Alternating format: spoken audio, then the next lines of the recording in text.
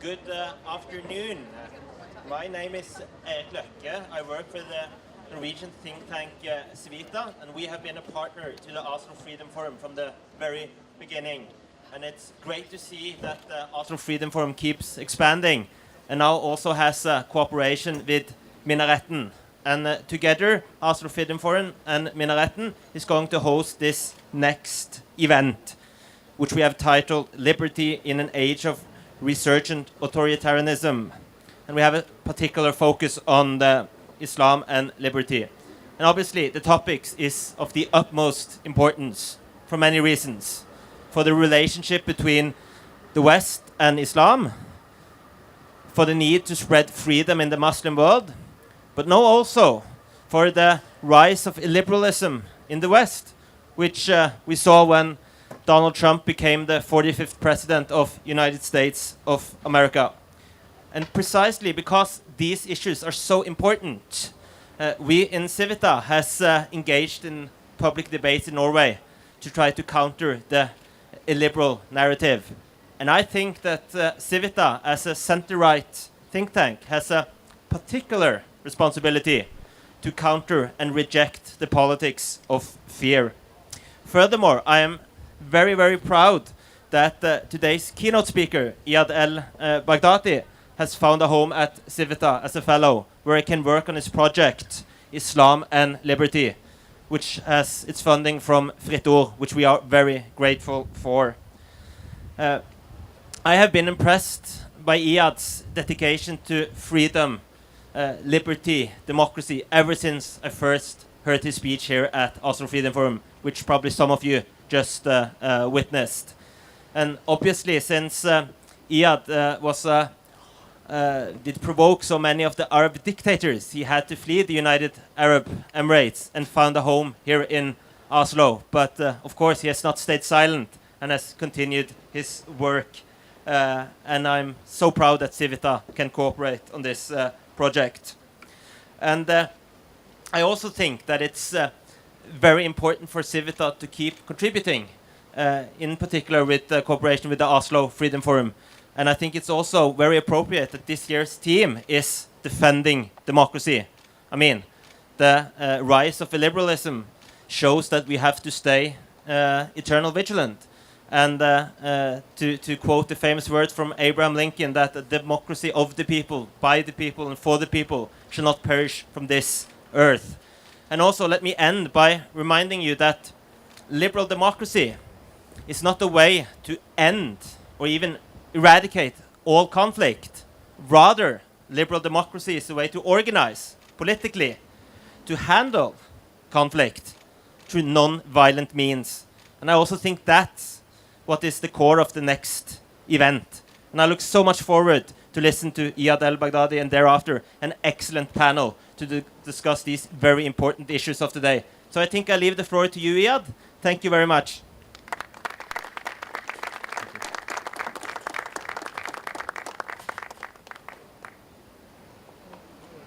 Thank you so much for coming up.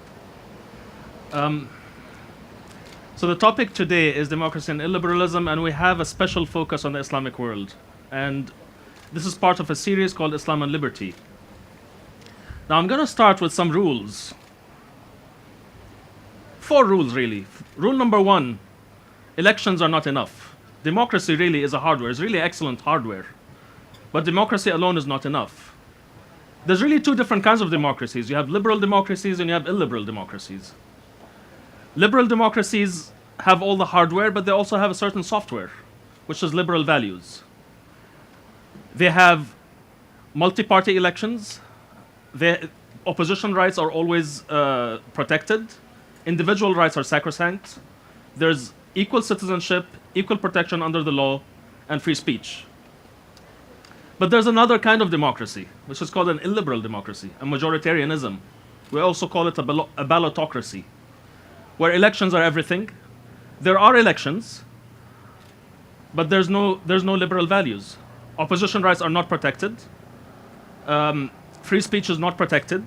And as a result, these kind of democracies are very unsustainable. So that's rule number 1. Democracy as a hardware is not enough. Democracy is the hardware, liberal values are the software.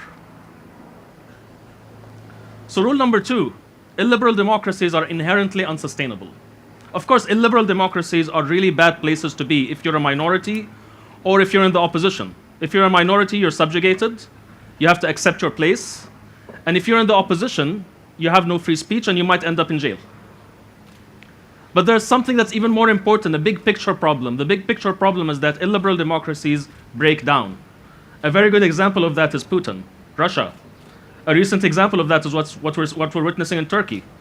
Illiberal democracies do not last. They always degrade towards either a competitive authoritarianism or an outright dictatorship. So that's rule number 2. Rule number 3 is where it gets a little bit interesting. How can we have a liberal democracy without a liberal population? I don't believe it's possible. If you actually have a functioning democracy, then the values of the people are going to be reflected in the political system. There are no shortcuts to a liberal democracy. We cannot have a liberal democracy without a liberal population. So the problem really boils down to how to popularize, how to spread those liberal values among a people. And this brings us to rule number 4. And this rule is really about what this project is about and what this panel in part is going to be about. You cannot spread democracy, you cannot spread liberal values among a people unless you have 2 things: indigenization and popularization. Indigenization means you have to be able to speak to people in their own language. And I'm not talking about a language as in Arabic or Persian. I'm talking about the cultural language in terms of their own history, in terms of their own traditions, in terms of their own values. You have to relate it to their own experience, to their lived experience. That's what I mean when I talk of indigenization. And popularization means doing the intellectual work to actually spread the idea out and about as much as possible, as widely as possible, and as effectively as possible. Which means, in today's world, it means employing not just writing, not just text, not just books, but also videos, also social media, also podcasts, radio, art, culture, songs, whatever it takes to spread your ideas among the population. Indigenization and popularization. And these are the themes of this project, Islam and Liberty. We started this project last year. It received core funding from Fritur, Norway's Free Speech Foundation. And the wider topic is, how do we speak about liberty to Muslims? How do we speak about liberty in Islamic terms? And how do we relate it to Islamic history and Islamic culture? The project has we've already started publishing in Norwegian with the Norwegian paper Aftenposten. And we're about to push the button on the English version. And the English version is going to take us to a whole new level. We're talking to a big name in the English-speaking news industry. At the same time, we're going to launch a major news platform online, which is going to simply be called Islam and Liberty, and which is going to feature a lot of content, not just text, but also we're talking about videos, podcast, audio, infographics, and a lot of social media. So this is the topic today, Islam and Liberty. The context of this, however, is very important. We're talking about Islam and liberty in a global context of rising authoritarianism. How can we speak about liberty in the Islamic world when it seems that liberty is under threat in the Western world? Right now, as we speak right now, the President of the United States is having meetings with authoritarian dictators of the Gulf states in Riyadh. And of course, human rights is not on the agenda. Democracy is not on the agenda. They're talking about security and stability, and democracy is not on the agenda. I don't know how, in what kind of world they imagine it's possible to actually get security, lasting and sustainable security and stability if you don't have democracy and human rights. I don't think it's possible. There is no possibility for peace without justice. So this is the topic, and we have an amazing panel. Usman, Asif from Minareten is going to be moderating. Usman, you want to say a few words?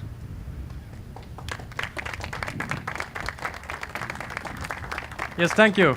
Now you said all the words, so I wonder what I should say. First of all, if my English is bad, it's not bad as Eirik Løkke's, so I'm not that worried. I'm a member of Minareten. we have been so lucky to cooperate with Oslo Freedom Forum and Iyad on this project. Our part of this project is to organize debates. And because it fits with our goals. Minareten has 3 goals. It's a Norwegian-based initiative to contribute to an internal critical debate among Muslims on their own premises. If we don't do that, others will, and we don't like it. Secondly, we want to encourage and lift up new individuals among the Norwegian Muslim community to the official debate. We don't want it to be static and kind of community leaders to be present all the time. And thirdly, we like to show the bigger society what diversity Norwegian Muslims are. It is allowed to think differently, have different opinions on political and religious points, and we find it to be a major goal for us. Minareten does it because we are neutral when it comes to political orientation or theological orientation. We don't take a standpoint on what is right and wrong. We provide a platform where you can say whatever you want. So each member of Minareten has their own views, but Minareten as an organization is neutral. And that guarantees, for example, debates like this. When it comes to today's topic, I'm not going to say that much. I will try to introduce the panel, and then we'll go on. Iyad has already said enough. I'm not sure how much I should say about you. Amongst other, Iyad likes to wear turtleneck. Iyad is one of those activists from Arab Spring era, and he has managed to consolidate the thoughts and processes from that era, and he has felt on his body what it is to be activist. He's Norway not because he wants to be, he's here because he was kicked out from his country. And he's working on this project. This is the counter reaction from him. So welcome, Iyad. Take a seat.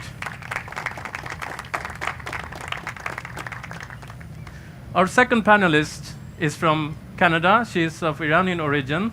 And the only thing we know of Canada is that they have a prime minister who is really charming, but more than that we don't know. Maryam Nayab Yazdi, she is the founder of Persian to English. She founded it in 2009. And she focuses on work to expose human rights violations in Iran to the international audience. Oslo Freedom Forum is a good arena for that. We are happy to have her here. She has wrote for and been cited in CNN, CTV, CBC, I don't know the short names, but LA Times and The Guardian, that I know. Welcome, Maryam.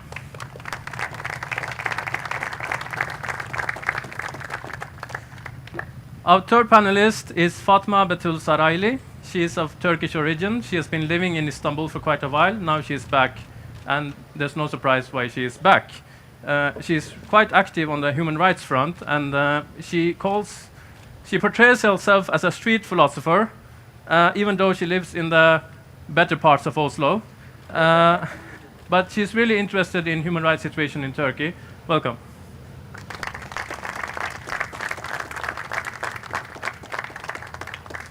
Our last panelist is Mohamed Abdi.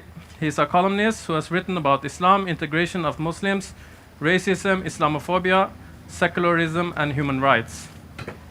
He is primarily interested in how Muslims can understand and practice their religion in modern and pluralist societies. Mohamed, welcome.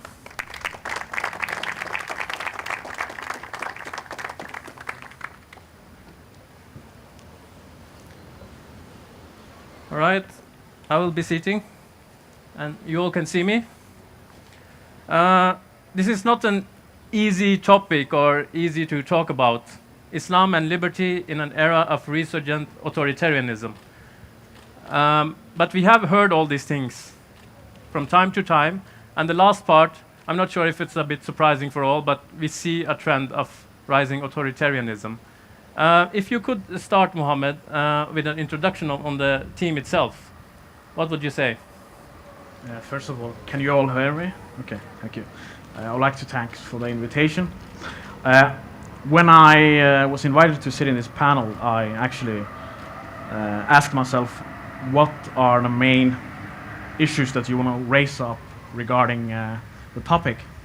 And I wrote down 3 actually points regarding the topic. And one is, and my primary focus is as a Western Muslim, because in our panel we have Muslims who have primarily lived in the West most of their life, and some who haven't, but have other perspective. And I'm one of those who have most of my life lived in Norway, in a Western country. And that is that I think it's important to remember that as a Western Muslim, we are in a privileged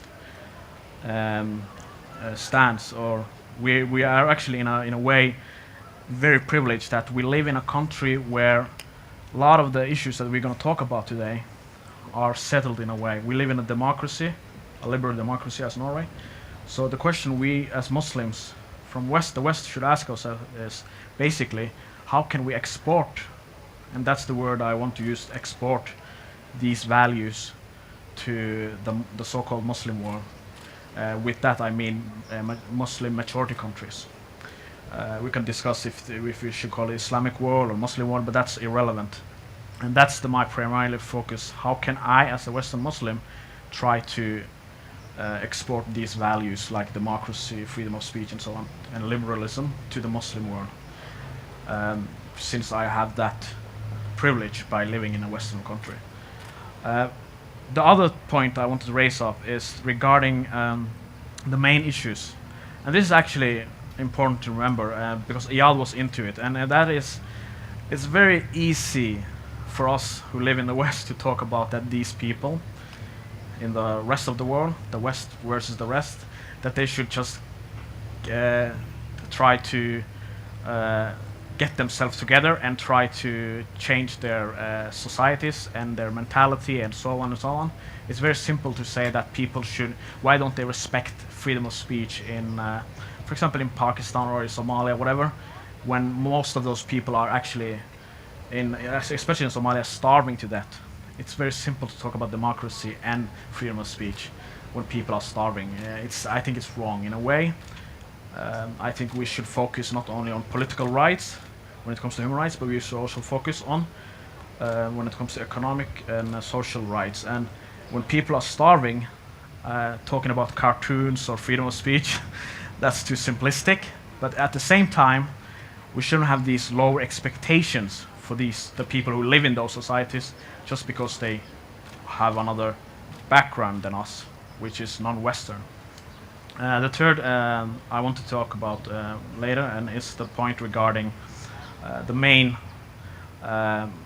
issues, and especially when it comes to the Muslim world regarding liberty.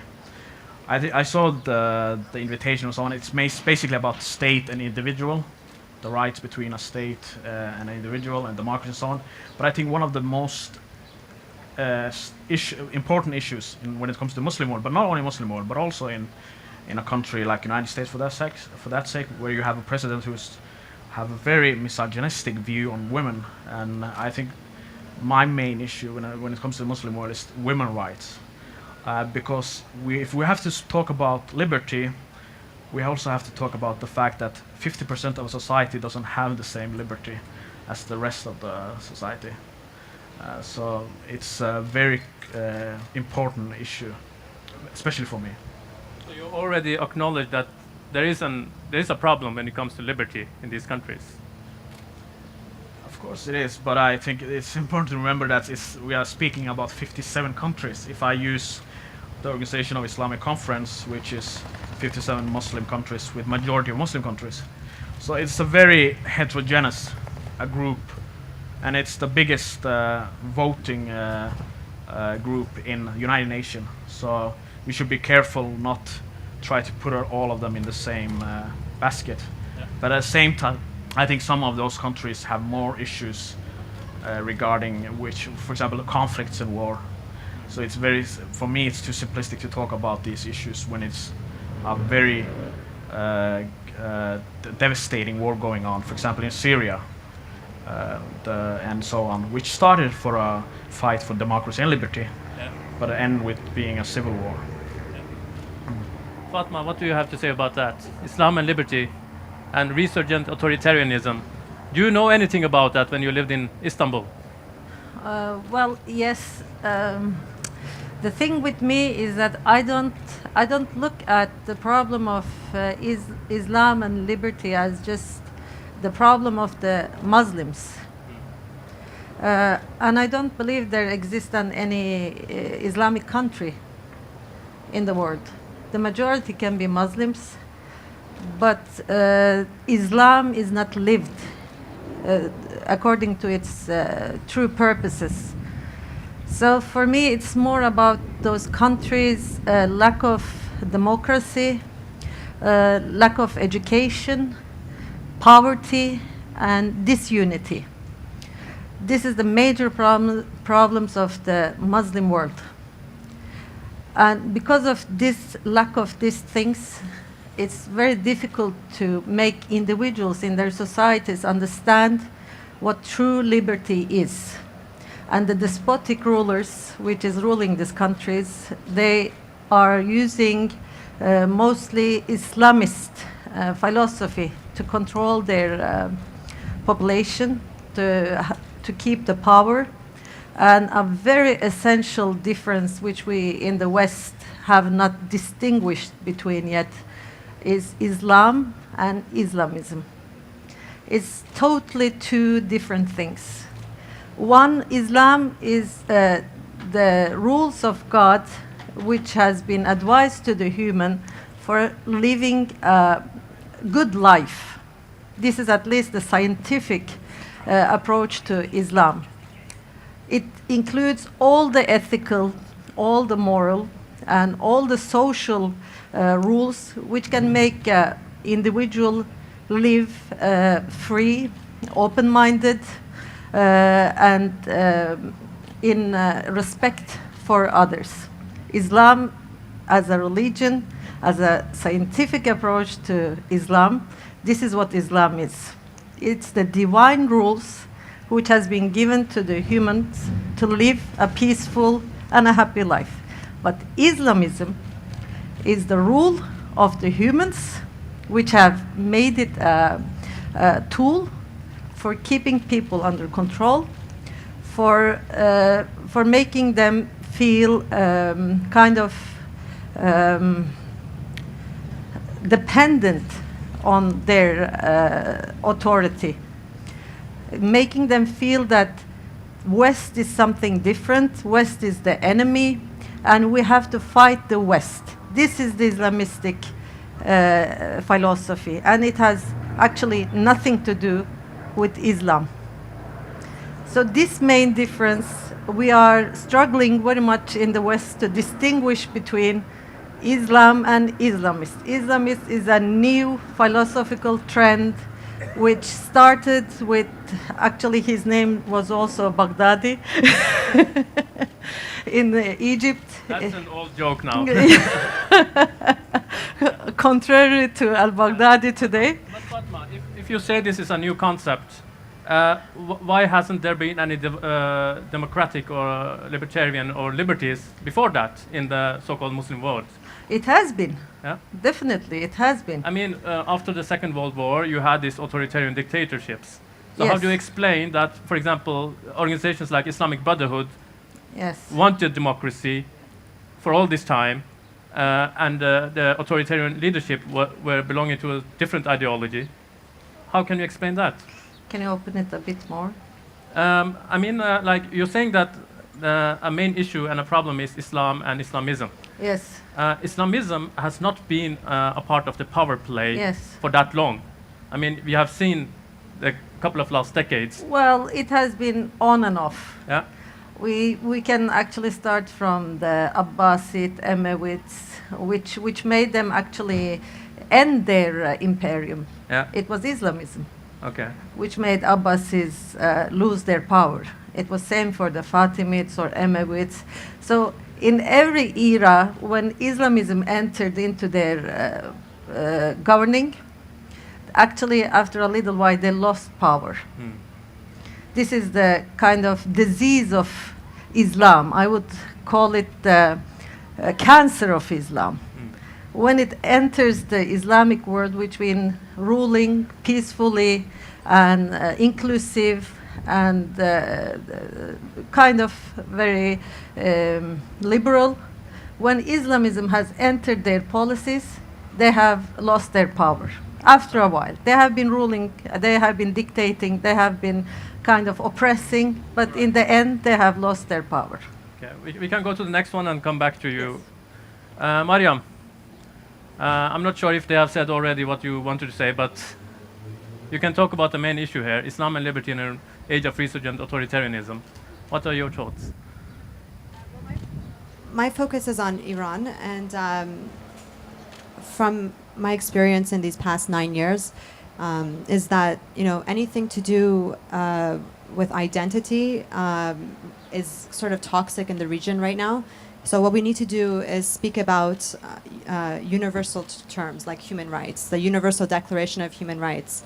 There's a human rights culture that's lacking in, let's say, Iran and other countries in the region. For instance, the Islamic Republic of Iran, the name Islamic is in the name. The word Islamic is in the name. They're using religion to oppress and to rule. There's lots of there are religious people in Iran, majority Muslim, and then there are other religions. And when you look at these actual religious people in the country, they do believe in basic human rights. They do believe in liberty. But when you look at the regimes that rule in the name of religion, they're always using religion as a tool to oppress. They're never using religion as a tool to spread human rights. So it's clear that the usage of religious terms by regimes is to oppress the people and take away their human rights. This is very important. We have to have a human rights dialogue when we're talking about Iran or any other Muslim majority country. We have to focus on how can we help the people in those countries obtain their basic human rights. In terms of foreign policy, when it comes to foreign policy, the agenda, human rights is never on the top of the agenda. It's always other issues. So this is a main issue there. And also when we use Islamic terms, when we talk about the issue in Iran by Islamic terms, we're actually helping the regime by legitimizing what they're using religion for. So for instance, when the Iranian authorities go to the United Nations and they talk to international community, they basically say, religion is our red line. We will not talk to you if you're going to criticize our religion.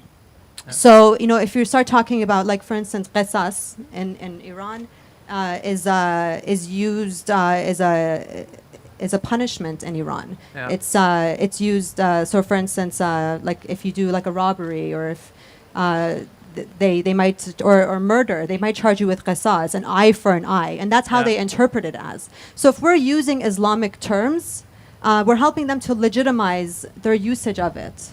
So it's really important that when we're talking about the issues in Muslim majority countries, we focus on universal basic human rights. Yeah. Yes. You have been following Iran for quite a while, and you saw that 2009 protests, the Green Movement, what they called it, they used the similar slogans that Shia Muslims use during Ashura, and they had this 40 days marking. And they wanted democracy and liberties. So they used Islamic names and slogans, things like that. How do you explain that? And yeah. Well, which slogans are you referring to? They had a 40-day cyclus for each time someone got killed, and they mourned for 40 days. For example, you know of the Laila, the girl who got killed by the regime.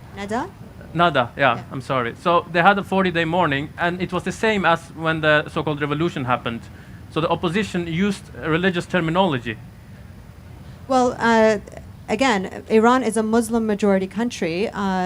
Islam is part of, it's embedded into the culture of Iran as well. So, we do have, the 40-day mourning ceremony, the Shia, it's majority Shia. Yeah. So, yeah, we do have those things. And, one of the chants of the people was Allah Akbar when they were in the streets. that's the chant that was used in 1979. Yeah. So they're sort of just echoing what happened in 1979. It doesn't necessarily it doesn't, I mean, yeah, Islam is it's embedded into the culture there. There's nothing against Islam. It's about when you help legitimize the regime as Islamic, that's the problem. There's a difference here. Yeah. So yeah, the people are majority Muslim, but there's another key factor here that because we have allowed regimes to use religion to rule and oppress, there's an increasing number of Iranians who are anti-Islam. Yeah. And how many Iranians you know yourselves that really are true believers of it, or they say I'm Muslim? I don't know many that really follow the religion of Islam. And I know a lot of Iranians who hate Islam because they have been indoctrinated to believe that the real Islam is what the Islamic Republic is showing them. The Islamic Republic is interpreting the Quran in their own way and force-feeding it to the people in Iran. Yeah. And they've been living like that for 4 decades now. Yeah. But before the Islamic Republic was in power, Iran was still a Muslim majority country. The Shah of Iran was Muslim himself. So, you know, Yeah. yeah. All right. Thank you. Iyad, do you have anything more to say? We come full circle. Yeah. So I'm just going to react to a few of the things. Maybe I'll pick up from Maryam, and I'll agree with her on one point and disagree with her on another. And then I'll basically feed it back to what Mohamed Abdi said. So Maryam started by saying that in today's world, identity is toxic. And I think identity was also always toxic, but it's especially toxic right now because we have nation states. We have the idea that we have one nation with one identity, with one people, with one language, with one location. And the rise of authoritarianism cannot really be divided from the rise of identitarianism. Behind the global rise of authoritarianism and illiberalism is really a worldwide identity crisis. The first article I wrote in the series was kind of tracing 7 trends that I'll run through very, very quickly. First of all, globalization actually won. Globalization completely transformed the world. And this transformation has basically changed a lot of our traditional models, our social models, economic models, etc. And we have not, we haven't really caught up. And whenever there's a lot of change, you always try to hold on to that one thing that gives you an anchor. So there's this worldwide loss of anchors, really, a loss of the systems of belonging that we used to belong to. Whether it is, we went from traditional families to extended families to nuclear families to post-nuclear families. We went from religious to post-religious. We went from nation state to post-nation states. All of these systems of belonging are breaking down. And that's why you start to look for something to hold on to, something which infuses you with a sense of purpose and a sense of identity. And when we don't find it, we kind of go back to our most basic sense of identity, which is where I come from, your troop, your group or your tribe. Economics was also a factor for sure, because the economic results, the outcome of economic globalization has been mixed. A lot of people are doing better, but some people are not doing so well. And whenever you have a privileged group and that privileged group is not privileged anymore, it seems to them as a step down. It seems like equality to the privileged is like a step down. Simply to take someone who actually was previously privileged and say, okay, now you're actually at the same level as everyone else, even if they're not doing worse, but they're just doing as well as everyone else. That's actually kind of a step down. It's kind of traumatic. And we've seen in some countries, like in the United States, that people sometimes vote with their identity. They have real economic grievances, but in this kind of atmosphere, they vote with their identity. So these are just some of the factors that actually contributed to the rise of identitarianism, in the Western world. In the Islamic world, however, there's a different factor. It's really interesting because in countries like Turkey, for example, or even like if we're not talking just Islamic world, but like developing world. So even in places like India, for example, you had the situation where, like in India in 1992, they had free market reforms, and India has always been a democracy, but it always has a problem with poverty. So we had the situation, even in Turkey, of economic liberalization, bringing up a lot of people who were previously outside. These guys were not voters. These guys were outside the political system. They were too poor to even vote, just like Mohamed Abdi said. And a combination of economic liberalism and democracy brought these guys in hordes into the economic system. They went from lower middle class to somewhere where lower middle class. So they became voters. But the thing is, they were never liberalized. Nobody actually spoke to them about liberal values in their own terms. The liberal elite in the country always spoke to themselves, and they always spoke in a foreign language.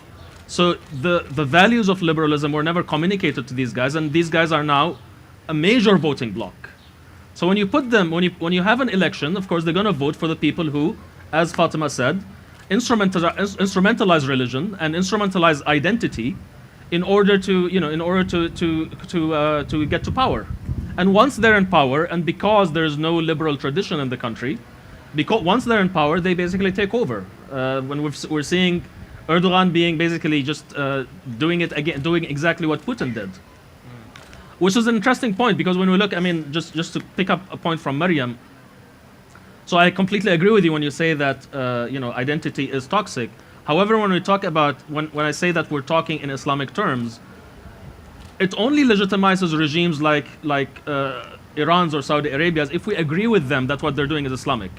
There's an interesting study that took place in 2014, and it was by an Iranian academic living in Ireland, I believe, who actually took the values of the Quran, and he wanted to measure all the countries on the world about how well they implement these values.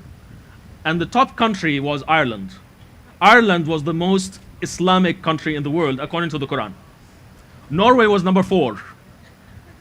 The first Islamic country on the list was Malaysia, and it was something like 36. Saudi Arabia was way down the list. Iran was way down the list. So the moment we agree with them, the moment we agree with Saudi Arabia or Iran, we say, yes, you are Islamic. The moment we do that, we give them a win. So what you're saying that is that we suck at having liberties, and we suck at even having Islamic states.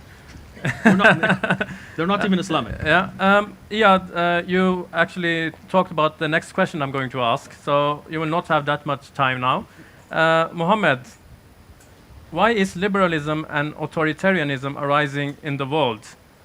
I mean, you see Tunisia from 2011 and now, and you see Turkey, and according to freedom indexes, Tunisia is actually more democratic than Turkey now. It was vice versa. And you said that we should not look at the entire so-called Muslim world as homogeneous. How do you explain these things? And is it possible that Islam and liberty, are they compatible or incompatible? Do you understand? Yeah, I understand. I think it's a very difficult question to ask me because I'm not a political scientist, but I'll try to address from some way. I just want to start with that. Sometimes when I think it's interesting what Iyad said, because a lot of Muslims who are very progressive minded and so on, when they're going to use examples of Muslim countries who have this compatibility between Islam and liberty, they use Turkey as an example and Indonesia. But if you ask them today, those I know, they will probably not say the same answer as 5 years ago, because both Turkey and Indonesia, there's some stuff going on there which is they're going to move to more a religious authoritarianism. You have Erdogan, and I don't have so much knowledge about Turkey. Fatma can probably talk about it, but I think it's important to remember that Erdogan is very popular amongst many Turks.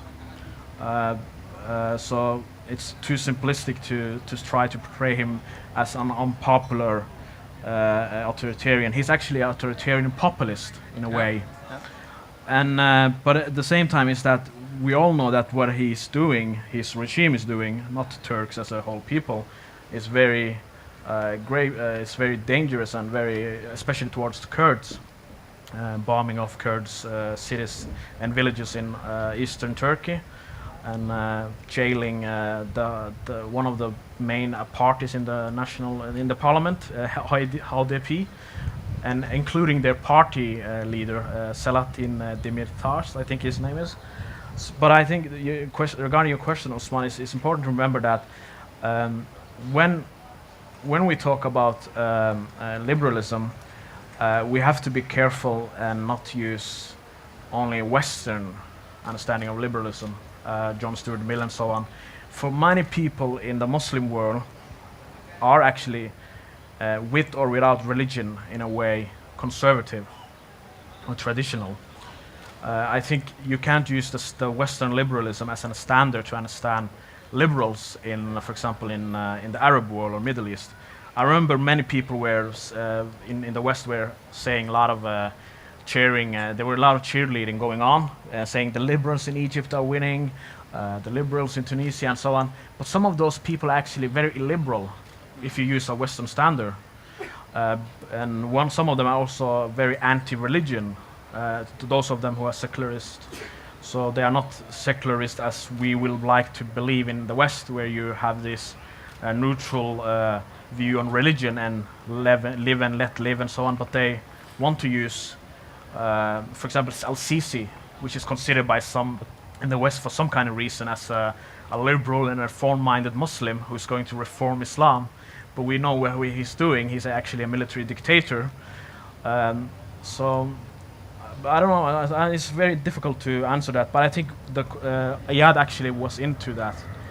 Why is it becoming more authoritarianism around the globe? It's because this sense of a feeling of nostalgia.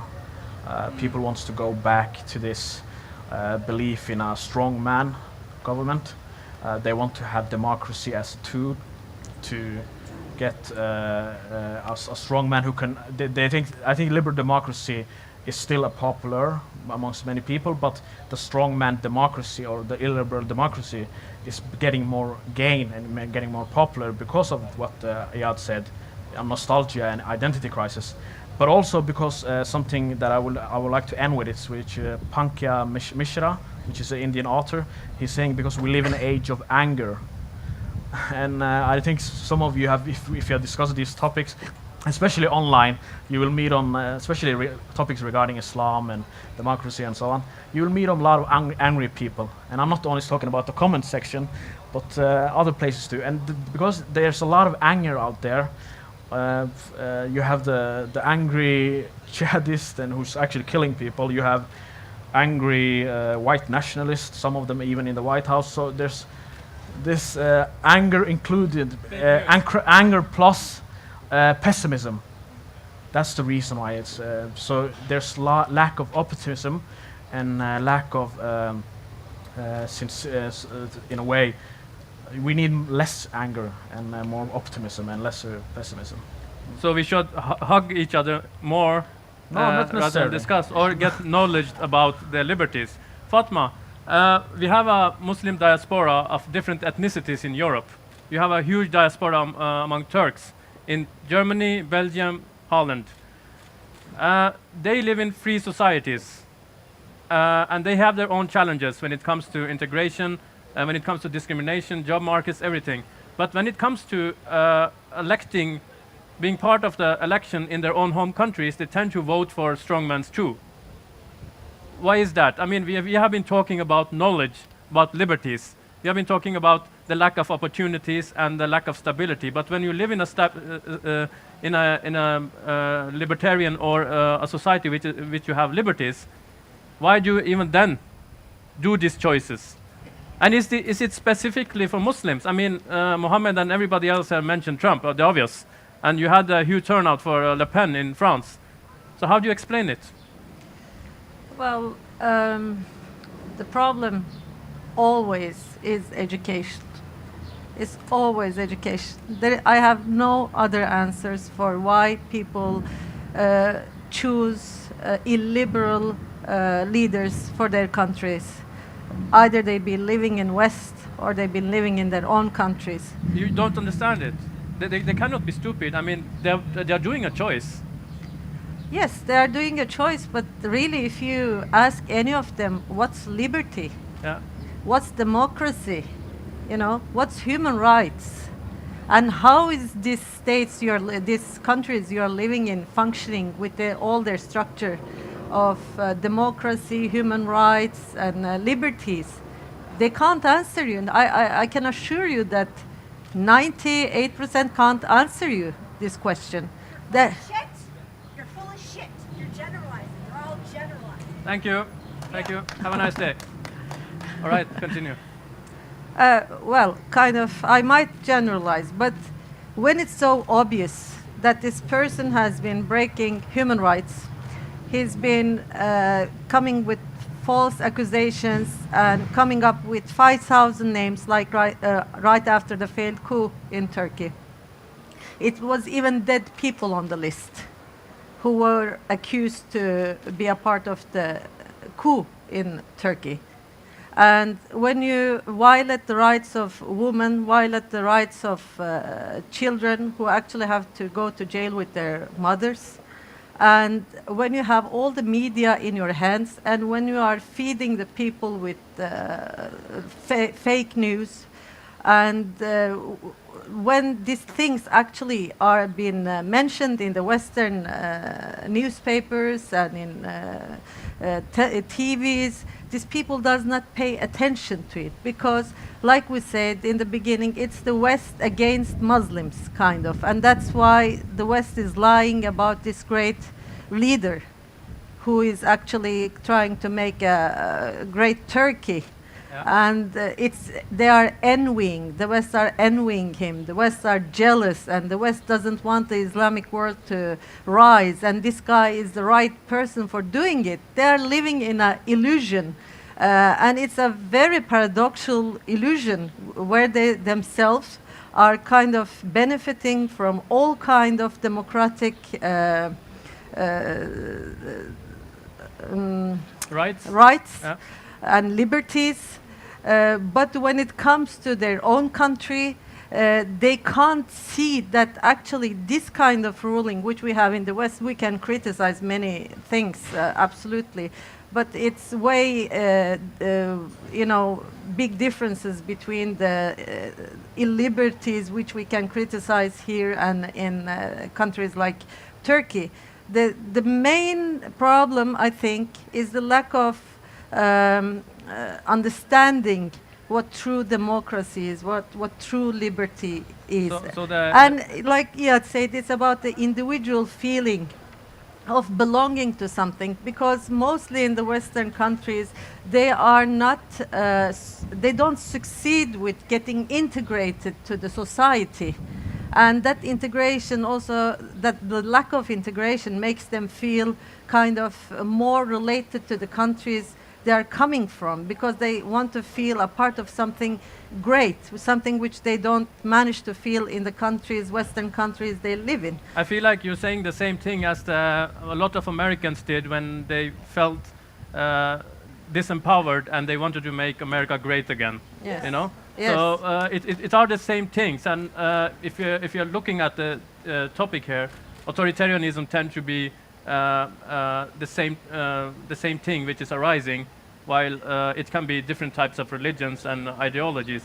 But Maryam, I want to ask you, because there was an election in Iran, and with a huge turnout. I mean, it was the highest turnout perhaps ever, and higher than in United States.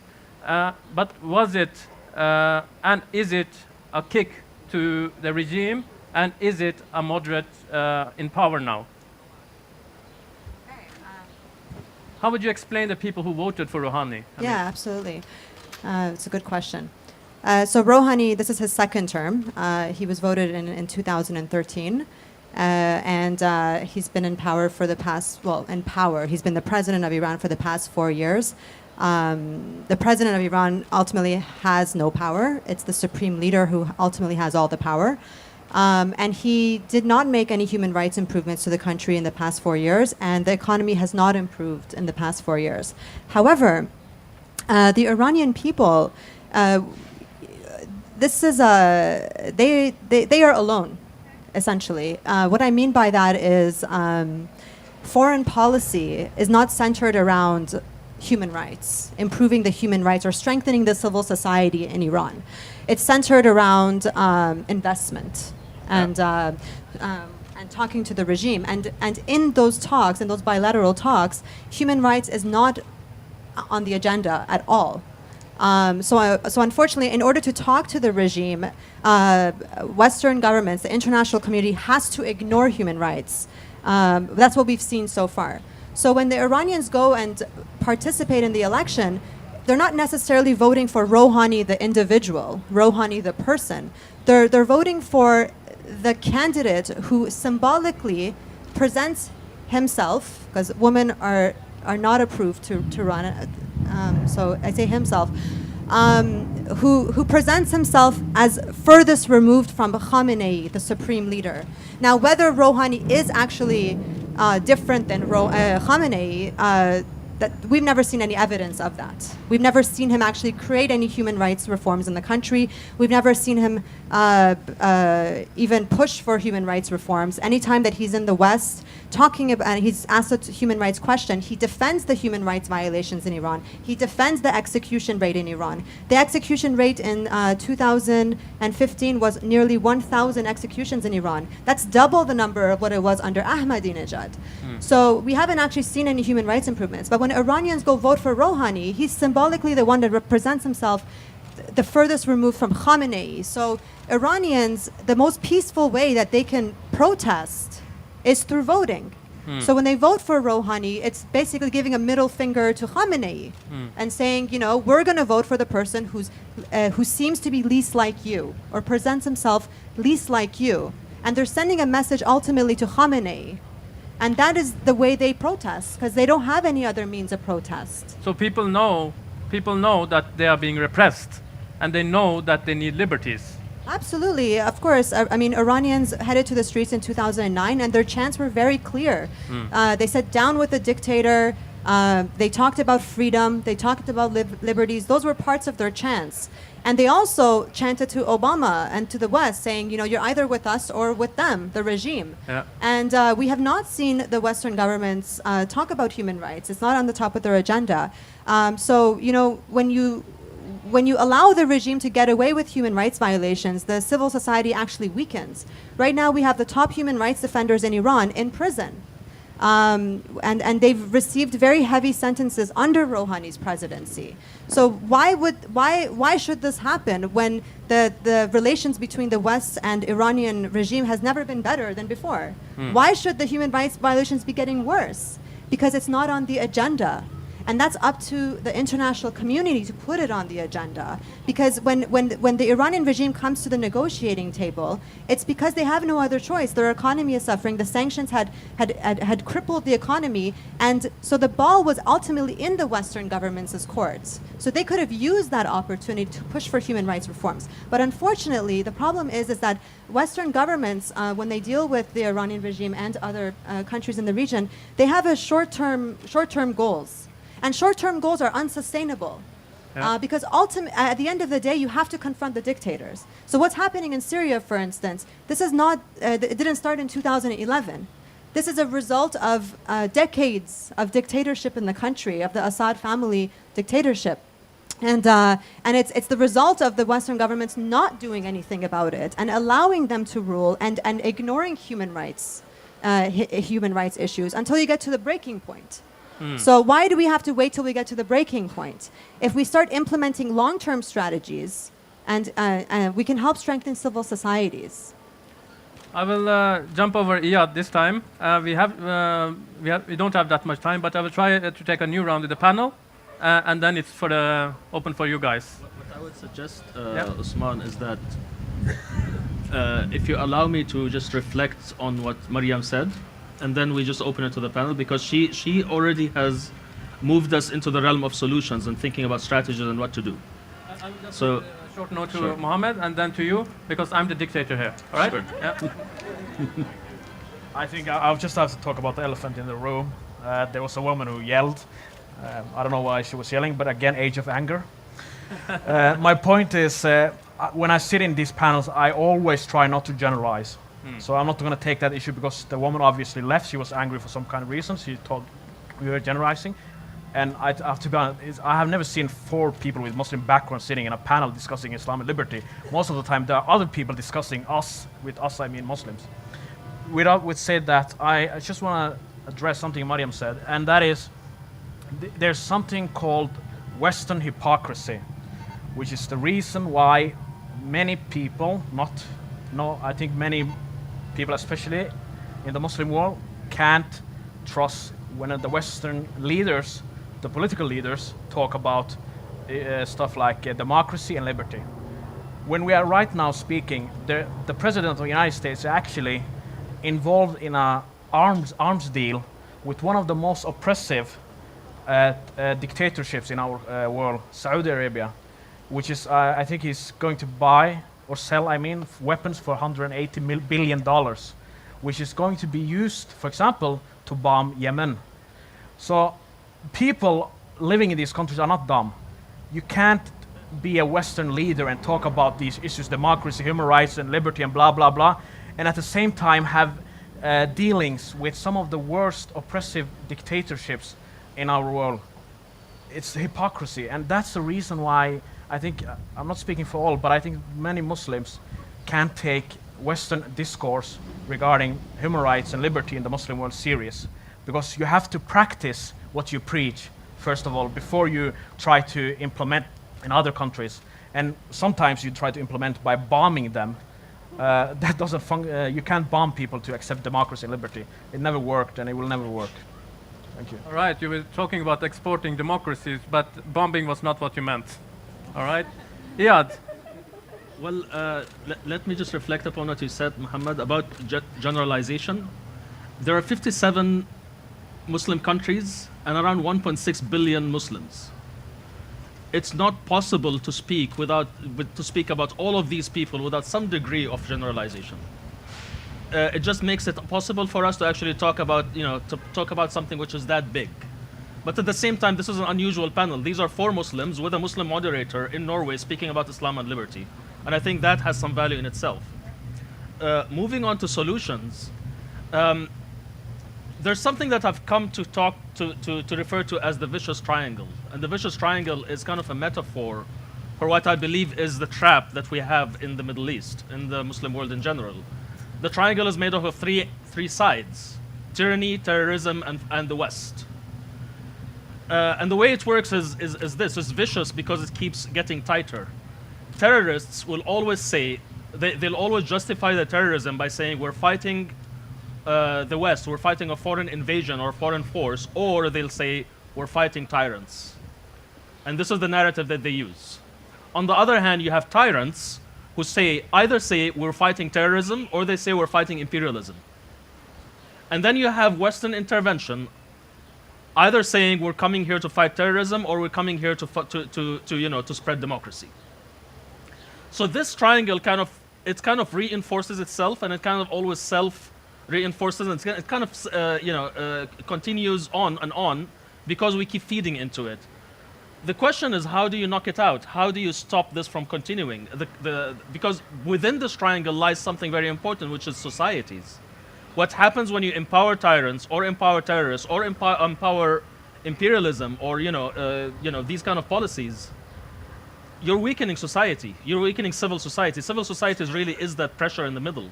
The only way to break this triangle, you cannot get rid of one angle alone. You have to get rid of all of them. And the only way to do that is to increase the pressure inside. You have to pop it out from within by strengthening civil society. In the end, that's what works. Strengthening civil society. Never ignore the native reformist voices within these countries.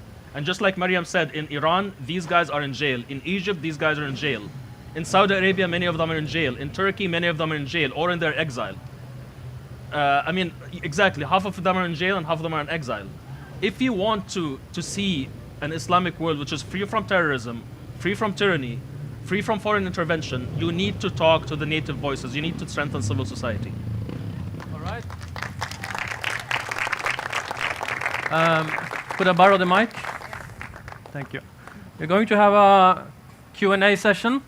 And even though you guys are really interesting, I don't want to hear about your life stories. We are going to only have questions. And I will be really harsh on that. All right? Those who want to have a question can come up here. All right? Short question. Yeah, sure. In Europe, we had democracy for quite a while. We have big problems in Europe now. It's falling apart. And you're talking all the time from Muslim about that the Muslims, they don't understand democracy because they have no education. 100 years ago in Europe, we got democracy. We fought for it. We had no education. We lost a lot on the way, but we fought. And women, we were fighting. I've been fighting for years and years for women's rights. We are losing them now in Europe. So the last thing I will ask, why do you always expect the Western countries to, the Western world to solve your problems? I don't think anybody here expected that, but yeah. But Fatma. This is actually exact opposite of what we expect. Yes, Yeah. exactly. Fatma, can you elaborate? Actually, kind of the West is neither the savior or the enemy of Islamic world. It's poverty, disunity, and the lack of education. These three main things. So I don't think we don't expect the change should be from bottom up in these societies. And like Iyad says, if the civil societies, which are working inside these countries like Turkey, Egypt, Iran, these main big countries in Middle East, if they are not supported and if they are not given the opportunity to help their own societies to become more conscious about these rights, then there is not much actually West can do either than speaking in a United Nations panel or in other big civil society forums in the world.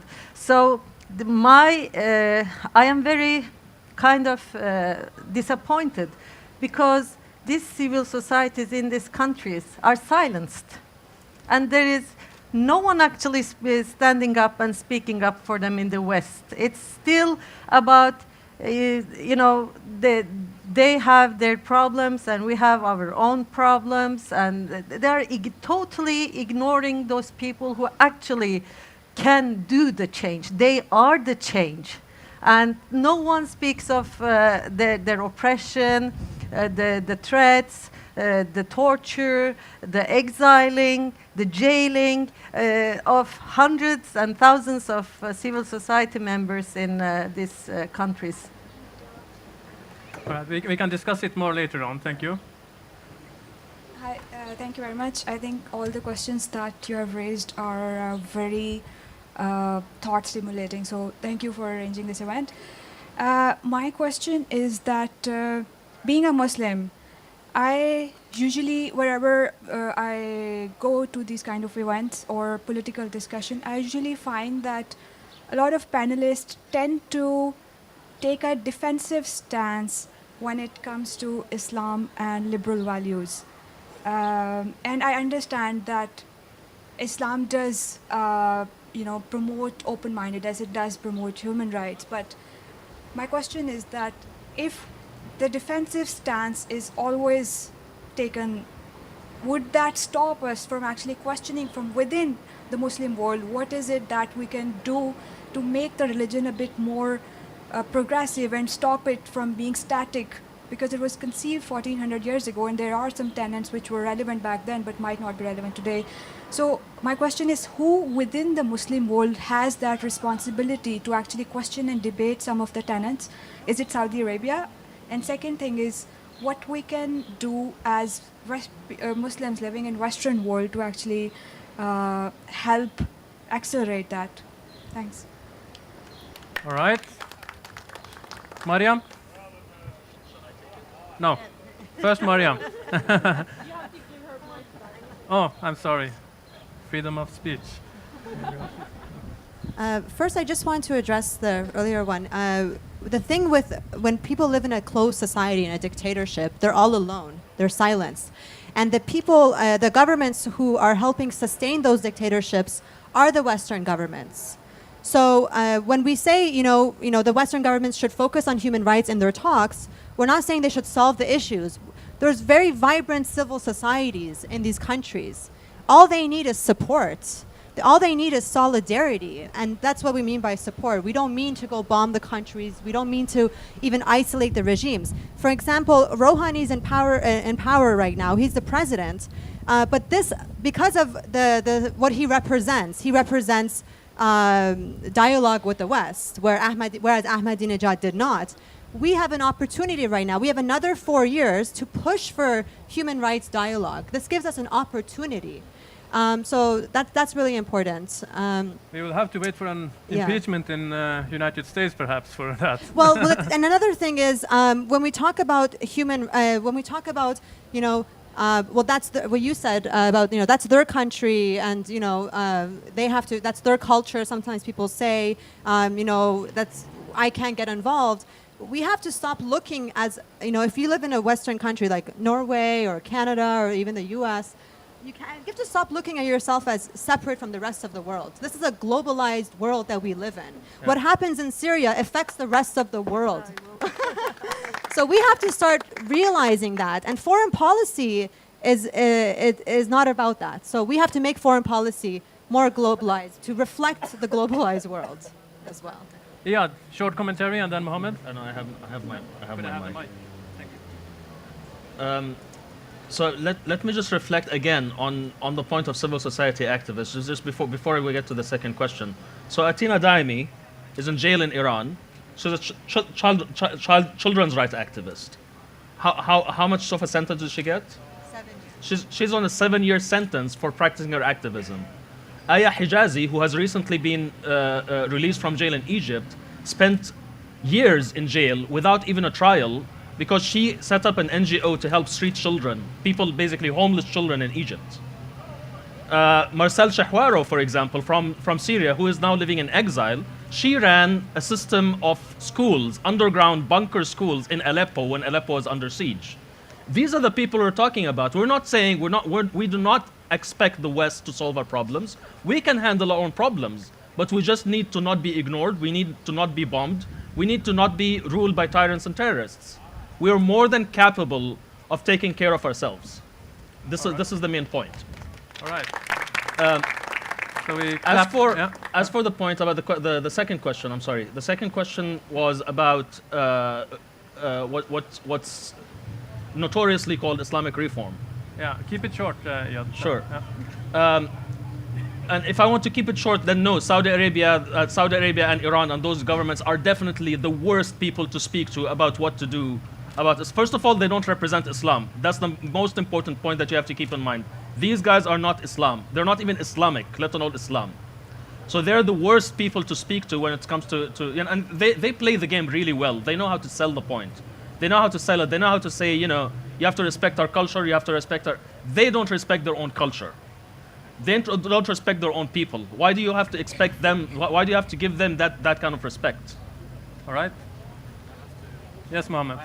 I'm going to be very quick because I want to address the question from your young lady asked. Yeah. And I have to disagree with you, yeah, because I've actually sit here 40 minutes.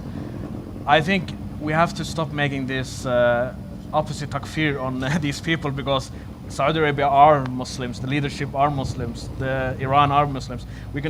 I think Muslims should stop being apologetic and defensive and start being honest with each other. There are some issues fundamentally with the religion when it comes to the practice of it and traditional, which are Islamic. And to say Saudi Arabia and Iran are not Islamic and Iran is Islamic, I think it's delusional. Saudi Arabia and Islam, what they're using Hudud. That's what where is that from? It's from the Quran and Hadith. I think we have to be some more, I'm not trying to be those people who try to generalize, but to say something is not Islamic is not the way to solve the problem. And regarding the other issue, should the West solve the problems in the West, as I like to call? No, but they should stop making the problems worse. That's what they do. Stop making the problems more worse.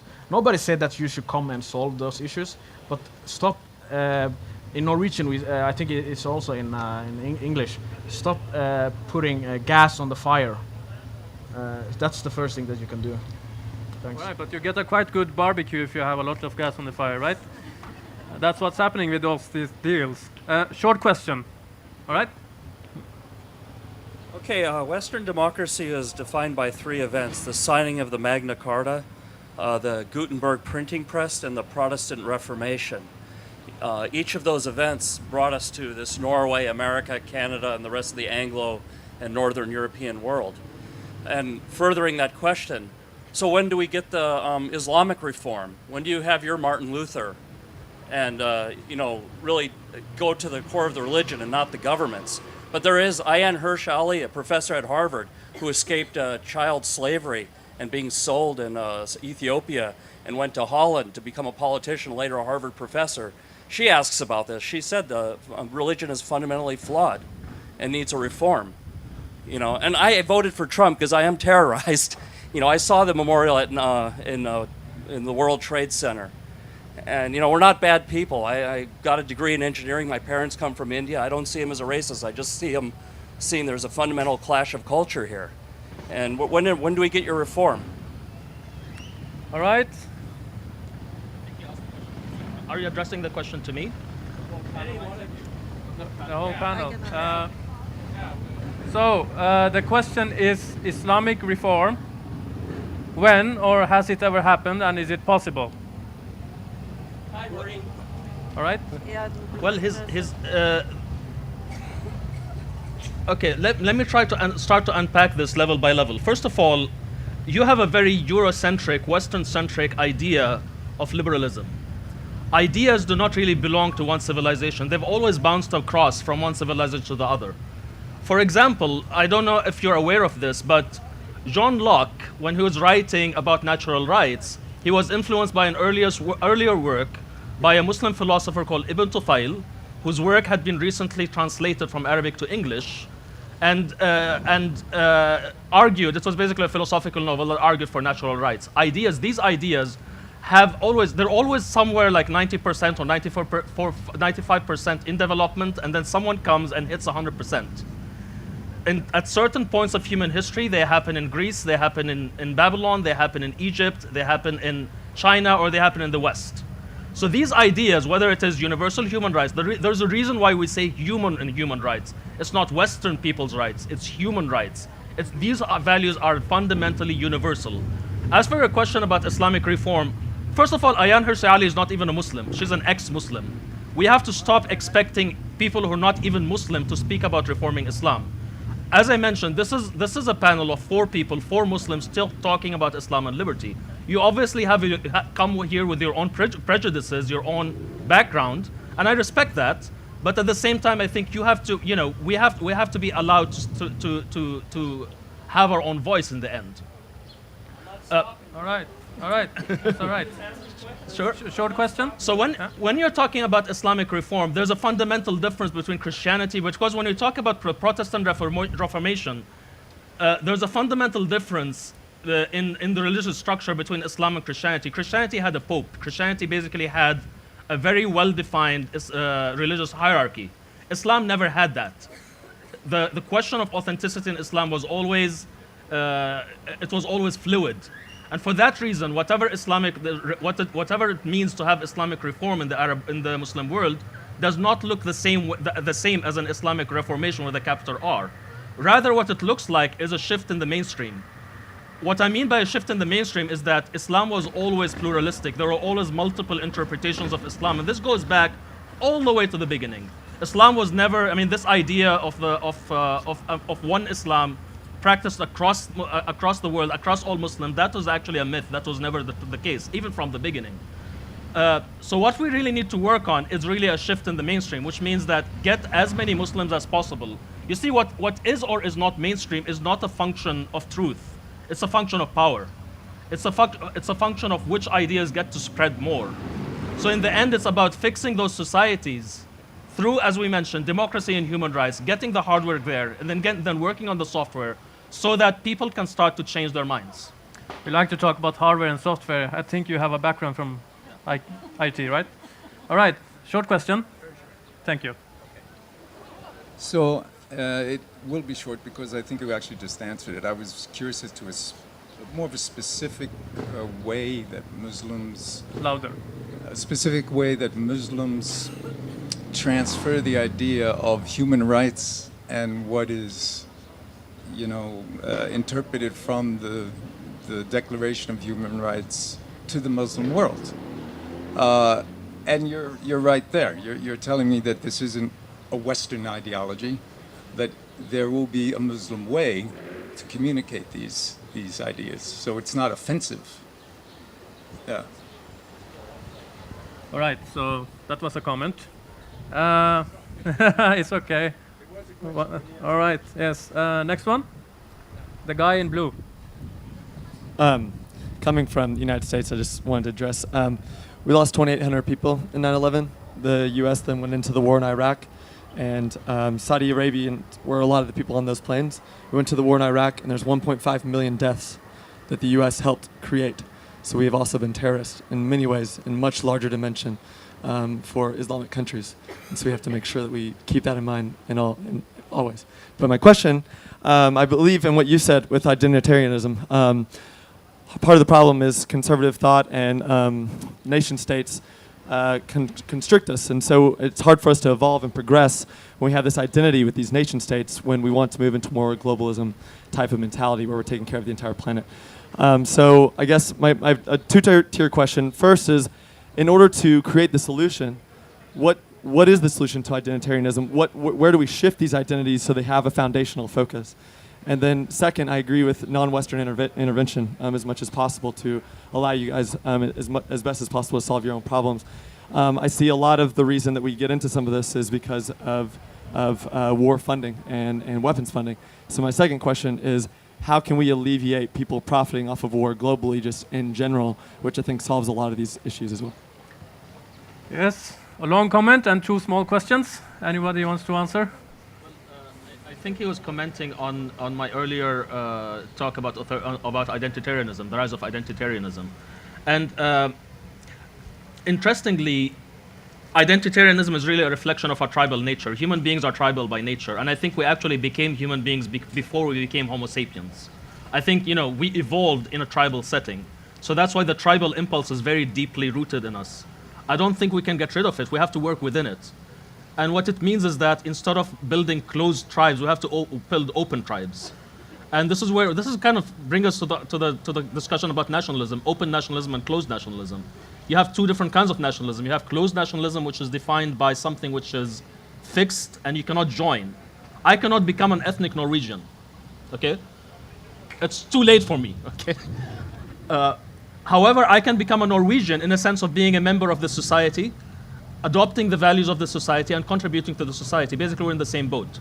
There is a kind of nationalism which is built upon a common origin, and there's another one which is built upon a common destination. And this, I think, is a solution. Short question, right? First of all, thank you. Who are your heroes as it relates to examples of civil society reformers as an individual? And as an American, do you have a historical example of reformer of civil society to your ideas that would be a case study? Fatma? Well, having idols, kind of. Idols, heroes, Captain America. Actually, every person who promotes universal thinking, where they do not generalize and where they manage to see the solution for less authoritarianism in a humanistic way, even a normal individual, everyone is a hero for me, literally. But the other thing is about, when we talk about, we've been talking about, and Iyad has also been saying, we talk about Islam and Muslims as Islam as one ideology. Islam, like in Christianity, Islam has many different paths and different directions and different ways of being practiced. We can't talk about Muslims as one unity where all are actually in the need of having a reform. This is impossible, and it's delusional to think in this way. We have to see this as a problem of ours. Like in Turkey, if it's authoritarianism, if it's dictatorship right now, it doesn't mean it's only the Muslim world's problem. It's the whole Europe's problem. Because Turkey is not some place down in Africa. Turkey is just right in front of your nose. And here, if this guy is not stopped, if the civil societies in Turkey are not supported, if they are not being given the voice they need to have, then you will actually have a quite problematic area of Europe, which will descend up to all other countries in the Europe, because this guy in Turkey is threat to all of us, and it's not only Muslim against Muslims, a threat for Muslims or Turks. He's a threat for all of us in Europe and in the western part of this part of Western world. So thinking of solutions shouldn't be only related to Muslims or the West. It should be a common understanding. Common fight. Common fight. This is a Yes. common fight. This is not Right. only the Muslims' fight. Yeah. I'm sorry, my biker And gang also is Latin driving America, a for lot. example, I would Yeah. involve it. Yeah. It's literally, there is no difference between the fight of Latin American people in Venezuela, Uruguay, or these countries for having a more liberal, more humanitarian way of being ruled. It's just exactly the same. We just put different names on these populations. But the main problem and the main reason for these people not having their liberties is exactly the same. So we should stop generalizing as Muslim world or the Christian world or the Latin or the African. This is a common problem. And if we don't see this as a common problem, we can sit here and talk million times about the Muslims and others, the problematic people. It's not about Muslim and the others in this world. It's about our own human problems, which shouldn't be seen in the light of any religion. It should be seen in the light of the problem. All right. Clap for Fatma for saying that we all are humans. Mohamed, you had any words? Yeah, I think one of my idols have to be Malala, because she's very courageous young woman who tries to put a very important topic on global level, which is education. I think a lot of the stuff that we're talking about could be solved by having more education, more people in many societies getting a better education. And when I talk about, I don't like the word reform of Islam and this and that. I think it's very silly because, again, what Iyad said, I think most people don't know that after the reformation of Europe, Western Europe, 8 to 10 million people died. It was religious wars in Europe, so it wasn't actually a very pretty picture. There's a lot of people who died. So if you want to have if you want to use the West as a standard for reformation in the Muslim world, you have to get ready for a lot of million people died. Will die. I mean, I'm not, and I don't like that. Don't use the West as a standard. And Martin Luther, very good guy, but he had some issues with Jews. But I think when it comes to reform, you should reform the mentality of people. That's what you should do. And I just want to address the Trump voter. What do you think about that? The fact that your president is dancing with one of the worst dictatorships, the Islamist dictatorship in the world. Why did you vote on that guy? I know it's your vote, but don't you feel, in a way, disappointed? You can answer me that later after this. It suits for the later discussion. All right. Dictators, oppressors, violators of human rights, they have no religion. They don't have a religion. This is for sure. All right. Last word for you, and then I will close the debate. I just was wondering one thing. You are talking about Turkey a lot. And the European Union, I'm personally against the European Union. I think they cause a lot of problems in Europe. They, what I could understand, they tried to communicate with Turkey, but it didn't work out. So I don't think, I have this feeling that all the time it's the Europeans' fault. All right, so Europeans' fault in that other countries are authoritarian, right?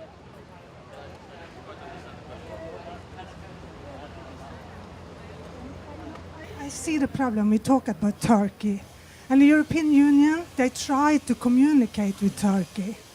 And now I feel that again you blame the European Union. I'm against the European Union because I thought they've caused a lot of problems in Europe. But I can't see that they caused the problems in Turkey. All right, it was the opposite. So it's not Europe to blame for the problems in Turkey. And No, might not be their problems, the problems in Turkey, but the guy of the problem might be a problem for Europe. Yes. yes. All right, I think I can have the luxury to have one small question, if you are comfortable with that. I'm sorry. I've not seen enough Narcos to speak Spanish. You guys were talking about education, and you guys were talking about supporting local human rights organizations and activists. The last question, before this question, there was a question about, I think you asked a question about who's your idol and what kind of model you might look up to.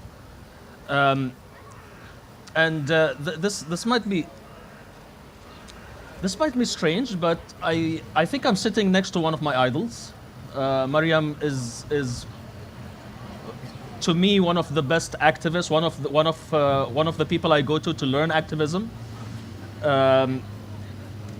And the story really is because she grew up in the West, and she maintained that tie to her country. She grew up in an open society, but she maintained her tie to her home country, to Iran. And when activism, when she was awakened by activism, she was involved in activism. But at the same time, when things turned bad, when the revolution of the uprising of the Iranian people turned bad in 2009, that's when you find out who's a good activist and who's a bad activist. When things go bad. Revolutions are not for the easily offended, and they're not for the easily discouraged. And I think the fact that she continued to be an activist till today, I think that speaks volumes. As for your question about one good example, let me just close with this, a good example of reform. So by a show of hands, does anyone know when Tunisia, ended slavery? When did Tunisia end slavery?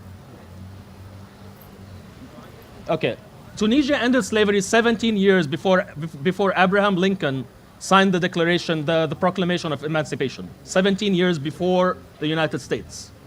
And what's interesting is that the ruler of Libya at the time, his name was Ahmed Bey, he did not cite John Locke, he did not cite a Western philosopher, even though, the Western ideas are some of the best ideas in the world.